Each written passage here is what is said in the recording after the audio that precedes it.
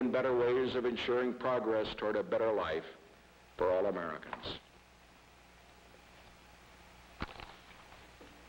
When I think of this office, of what it means, I think of all the things that I want to accomplish for this nation, of all the things I want to accomplish for you.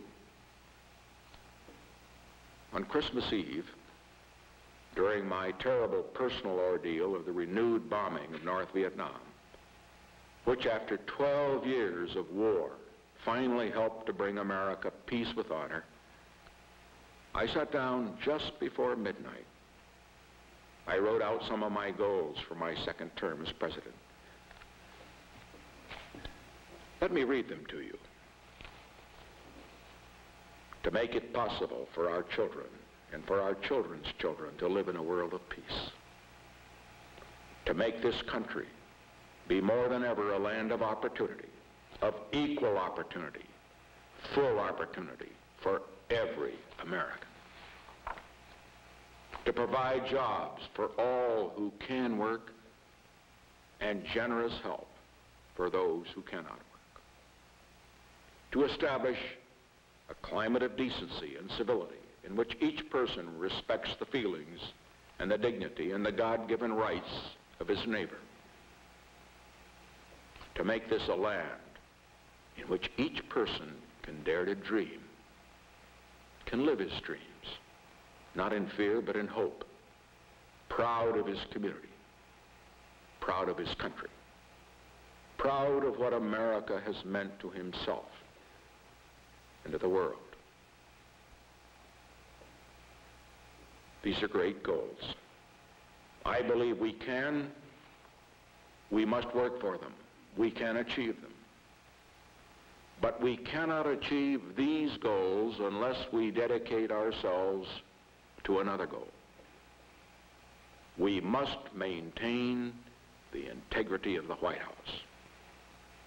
And that integrity must be real, not transparent.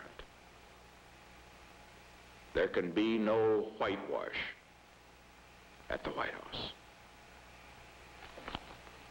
We must reform our political process, ridding it not only of the violations of the law, but also of the ugly mob violence and other inexcusable campaign tactics that have been too often practiced and too readily accepted in the past, including those that may have been a response by one side to the excesses or expected excesses of the other side. Two wrongs do not make a right.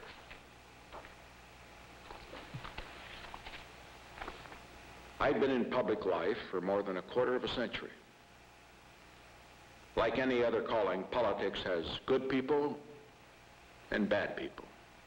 And let me tell you, the great majority in politics, in the Congress, in the federal government, in the state government, are good people.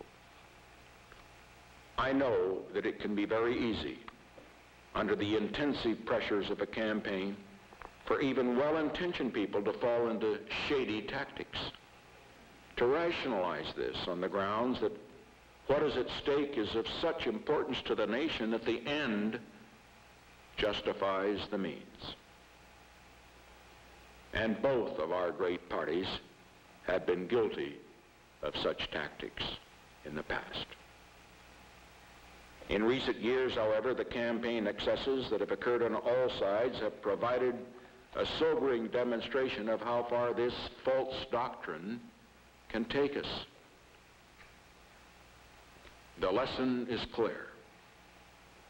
America, in its political campaigns, must not again fall into the trap of letting the end, however great that end is, justify the means. I urge the leaders of both political parties, I urge citizens, all of you everywhere, to join in working toward a new set of standards, new rules and procedures to ensure that future elections will be as nearly free of such abuses as they possibly can. can be made. This is my goal. I ask you to join in making it America's goal. When I was inaugurated for a second term this past January 20th, I gave each member of my cabinet and each member of my senior White House staff a special 4-year calendar with each day marked to show the number of days remaining to the administration. In the inscription on each calendar, I wrote these words: the presidential term which begins today consists of 1,461 days. No more, no less. Each can be a day of strengthening and renewal for America. Each can add depth and dimension to the American experience. If we strive together, if we make the most of the challenge and the opportunity that these days offer us, they can stand out as great days for America and great moments in the history of the world.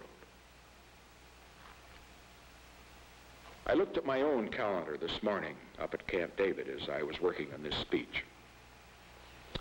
It showed exactly 1,361 days remaining in my term.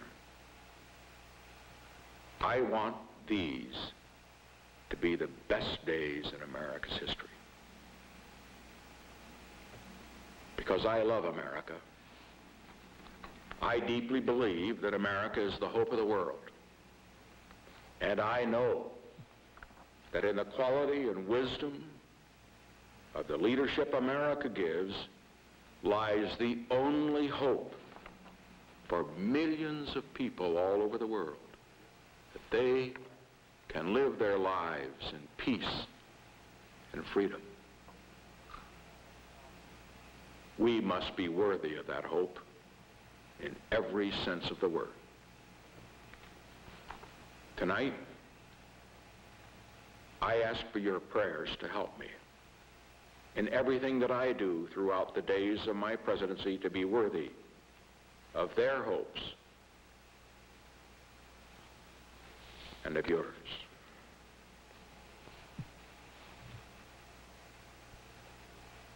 God bless America, and God bless each and every one of you.